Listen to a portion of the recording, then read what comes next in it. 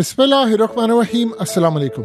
Israel ने ऐलान किया है कि उसने ईरान की न्यूक्लियर फैसिलिटीज को उड़ा दिया है। यानी इजराइल ने ऐलान किया है कि हमने ईरान की न्यूक्लियर प्रोग्राम में शामिल होने वाले कंपोनेंट्स को उड़ा दिया है और ये तस्वीर जारी की है और कहा है कि अब ईरान एटमी ताकत नहीं बन सकता।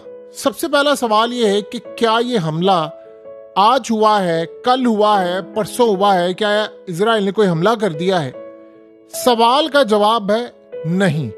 फिर सबसे बड़ी बात यह है कि 26 अक्टूबर को हमला किया इन्होंने, तकरीबन 20 दिन हो गए और आज इनको याद आ रहा है कि जी वो हमने ईरान की न्यूक्लियर फैसिलिटीज को तबाह कर दिया। सबसे पहले समझे इन्होंने क्या कहा है। कहते हैं कि ईरान का एटमी प्रोग्राम अब मुकम्मल नहीं हो सकता। उन्होंने कहा है कि जो याद रखिएगा हमने रिसेंटली अटैक किया था उसमें एक इक्विपमेंट इस्तेमाल होता है जो असल में यूरेनियम होता है, उसके सराउंडिंग में जो इस्तेमाल होता है न्यूक्लियर डिवाइस के, वो असल में हमने तबाह कर दिया है। और उन्होंने कहा है कि अब ईरान वो डिवाइस नहीं बना सकेगा, ना रिपेयर हो सकती है, इसको दोबारा नए सिरे से बनाना पड़ेगा।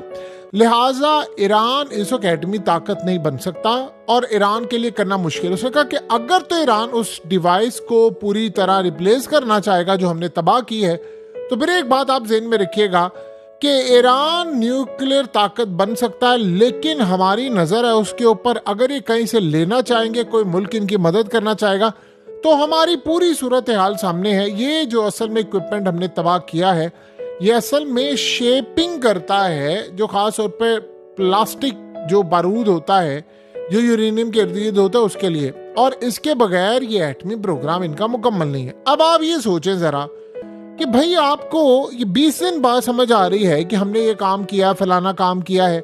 आप इमेजिन करें कि इजराइल को इंटेलिजेंस मालूमात थी, अमेरिका ने इनको कहा था कि आप हमला ना करना, उन्होंने अप्रूव नहीं किया, इन्होंने हमला किया, फैसिलिटेट उन्होंने किया, इसमें कोई दो राय नहीं, बार इन्होंने हमला किया। आप यकीन कीजिए, आप किसी भी दुनिया में किसी भी शख्स से जाकर पूछ लें कि इजराइल ने हमला किया, उनको याद भी नहीं होगा सही तरह कि इन्होंने क्या हमला किया है। ईरान का हमला पूरे वर्ल्ड को याद है, सारी दुनिया को पता है कि ईरान ने हमला किया और सारी दुनिया को पता है एंड से एंड बचा दी है। इजराइल जब हमला करने के लिए आया तो असल सूरत हाल ये थी कि ये एंटर होना चाह रहे थे और उसके बाद ये एंटर हो नहीं पाए। इतना जबरदस्त फैसिलिटी थी कि पुतिन को मुबारकबाद पेश करना पड़ी कि आपने हमला रोका, इंक्लूडिंग चाइना भी। अब सवाल यहाँ पर यह है कि इन्होंने उड़ाया है या नहीं उड़ाया। देखिए, इन्होंने जो डैमेज करना था ईरान ने उसको रिपेयर कर लिया। वो जो भी सूरत हाल है, इजराइल अब चाह क्या रहा है? इसराइल अब ये चाह रहा है, देखिए इस वक्त हालत ये हो चुकी है कि इजराइल के अंदर जर्नलिस्ट वो आर्टिकल्स लिख रहे हैं और वो कह रहे हैं कि हमें इतनी मार पड़ी है गजा के अंदर और ख़ास तौर पर लिबनान के अंदर कि सारी सूरत हाल में हम ये लड़ाई कंटिन्यू नहीं कर सकते। हमें बड़ी तबाही का सामना है, हमें बहुत ज़्यादा बर्बादी का सामना है, हमें मार पड़ी है और फौजी लड़ने को तैयार नहीं है। अब जब ये सूरत हाल हो जाए तो आप क्या चाहेंगे? आप चाहेंगे कि ऐसी जंग हो जिसमें सिर्फ एयरफोर्स जाकर लड़े, निचली सतह पर फौज ना लड़े। असल कहानी ये है कि इस वक्त ये उकसा रहे हैं ईरान की आवाम को, ईरान को उकसा रहे हैं और कह रहे हैं कि जी उनके ऊपर हम प्रेशर डालें ताकि वो हम पर हमला करे, आयतुल्लाह अली खामनेई जल्द से जल्द हम पर हमला करे ताकि हमें जवाब मिले। अब आप ये सोचें, इजराइल ने हमला कर दिया, दोबारा तो उन्होंने हमला नहीं करना। आप एक बात बताइए, नेतन्याहू आया था, उसने आकर ये कहा कि ईरान का जो एटमी प्रोग्राम है दुनिया के लिए बड़ा तबाहकुन है और हमने उसको एटमी प्रोग्राम बनने नहीं देना। भाई अगर आपने तबाह कर दिया है तो फिर आप क्यों कह रहे हैं अमेरिका को और दुनिया को कि हमने ये तबाह करना है और हमने जाकर उसकी न्यूक्लियर फैसिलिटीज को तबाह करना है, हमने वो इक्विपमेंट तबाह करें। पहले इन्होंने कहा, जरा सुनिए, इन्होंने पहले कहा कि हमने उनकी मिसाइल प्रोडक्शन तबाह कर दिया, इतना नुकसान पहुंचाया कि अब वो मजीद मिसाइल नहीं बना सकते। और हालत ये है कि जैसे ही उन्होंने काम किया, आप देखिए हिजबुल्लाह ने उन पर मिसाइलों की बरसात शुरू कर दी। इन्होंने कहा कि 20% मिसाइल रह गए हिजबुल्लाह के पास। हिजबुल्लाह ने कहा कि अभी 2 लाख से ज्यादा मिसाइल है और हम आपको मारेंगे। उन्होंने जो हमले कभी कभी करते थे वो डेली बेसिस पर करना शुरू कर दिए। ड्रोन्स किरिया बेस को जाकर हिट कर रहे हैं, मिसाइल जाकर किरिया बेस को हिट कर रहे हैं। उधर आप इमेजिन करें कि हौथियों ने, यानी यमन के हौथियों ने भी ये काम शुरू कर दिया कि यमन ने भी हमले शुरू कर दिए और उन्होंने अमेरिका की फैसिलिटीज को बाद में कभी जिंदगी में उनको मौका मिलेगा वो नुकसान पहुंचाएंगे जब वो इस लेवल पर हो जाएंगे। फिलहाल उनको लगता था कि भाई अमेरिका का जो खास तौर पर एयरक्राफ्ट कैरियर है, डिस्ट्रॉयर्स है, हम उसको तबाह कर सकते हैं। उन्होंने उस पर हमले शुरू कर दिए।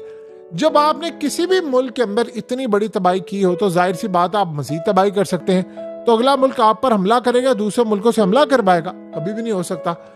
इसराइल जितनी मर्जी कोशिश कर ले, दुनिया में जाकर ढिंडोरा पीट ले, आप सैटेलाइट इमेजेस सच्ची झूठी दाएं बाएं से दुनिया को बताते रहें, पूरे वर्ल्ड में ये बात एस्टैब्लिशमेंट है। जो ईरान ने हमला किया है, इजराइल ने उसका 2% भी हमला नहीं किया। और ईरान का हमला जो दोबारा होगा, इजराइल अगले 100 साल भी उस लेवल का हमला ईरान पर नहीं कर सकता जितनी तबाही उन्होंने की है।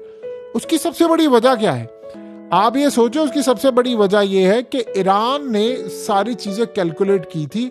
देखिए, ईरान ने अपना एटमी प्रोग्राम, ईरान ने अपनी तमाम चीजें, ईरान ने अपनी फैसिलिटी, सब कुछ इजराइल के डिफेंस सिस्टम को देकर उससे 10-20 गुना ज्यादा बनाया। और ईरान की बैक पर खड़ा हुआ था रूस और चाइना। अब आप ये सोचे कि ईरान की ताकत इतनी हो चुकी है, इतनी ताकत हो चुकी है कि आप ये सोचे अगर हिजबुल्लाह किरिया बेस पर जो इजराइल का फौजी हेडक्वार्टर है उसको जाकर हिट कर सकता है, तो क्या वो डिमोना या किसी दूसरे उनके एटमी प्रोग्राम को जाकर हिट नहीं कर सकता? वो कर सकता है। इजराइल को ये बात अच्छी तरह पता है कि हमें हाथ धोना पड़ सकता है। देखिए, अगर तो वाकई इन्होंने तबाह कर दिया उनका एटमी प्रोग्राम, तो इजराइल को परेशानी क्या है? ये कह रहे थे ना प्रीएम्प्टिव स्ट्राइक करना है हमने, पहले एक और हमला कर देंगे कि ईरान हम पर हमला, तो भाई जाकर कर देना। आपसे हिजबुल्लाह संभल नहीं रही, आपसे हमास नहीं संभल रही। उन्होंने आपके एक एक दिन में 3-3 टैंक्स तबाह किए हैं। ये 2 दिन पहले की बात है। टैंक्स भी तबाह किए हैं इन्होंने, उनके बुलडोजर तबाह किए, एयर जो ट्रुप्स कैरियर होता है वो भी तबाह किया है।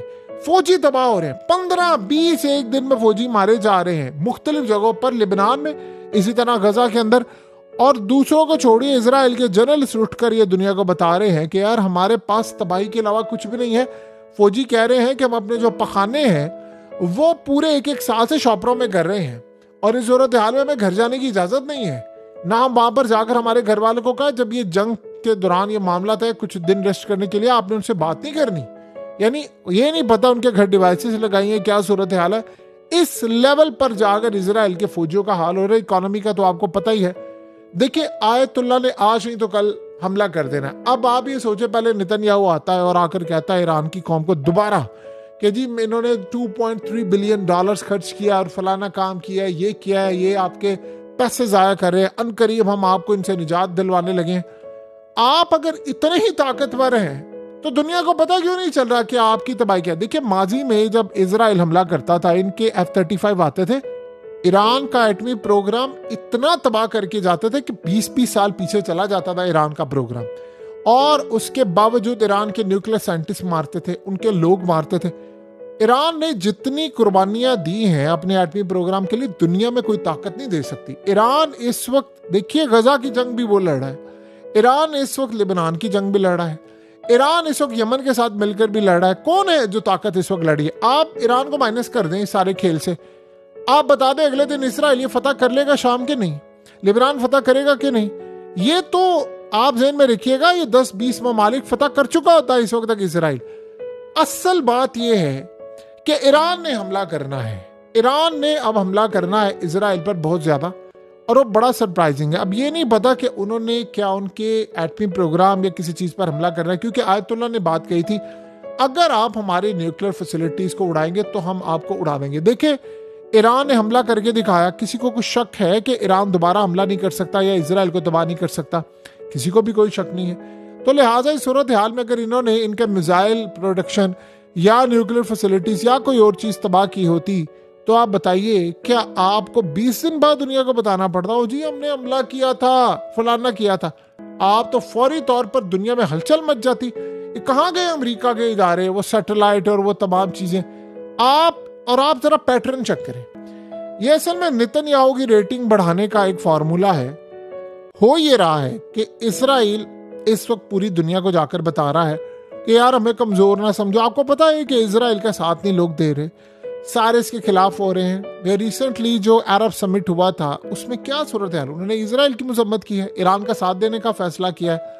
तो असल में वो डरावा देना चाहता है उन मालिक को भी कि देखो मेरी ताकत कितनी है, मैं ये कर सकता हूँ, वो कर सकता हूँ, आप जो मर्जी कर ले।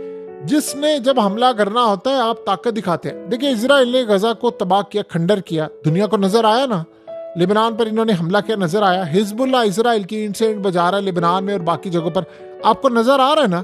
ईरान ने हमला किया, आपको नजर आया ना। पता चला ना दुनिया में हमला कहते किसको है। इजराइल ने हमला किया, कुछ नजर आया। इजराइल जी हमारे तैयारे गए थे फलाना, ओ भाई तुम्हारे तैयारे गए थे, तुम वहां पर जाकर कोई नुकसान नहीं कर पाए।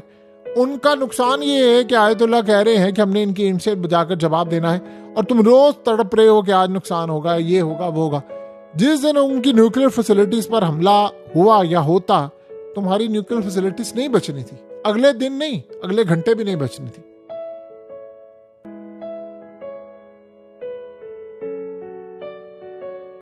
हकीकत टीवी को सब्सक्राइब करना मत भूलें, वीडियो को लाइक करें, शेयर करें और कमेंट सेक्शन में अपनी राय का इजहार जरूर करें।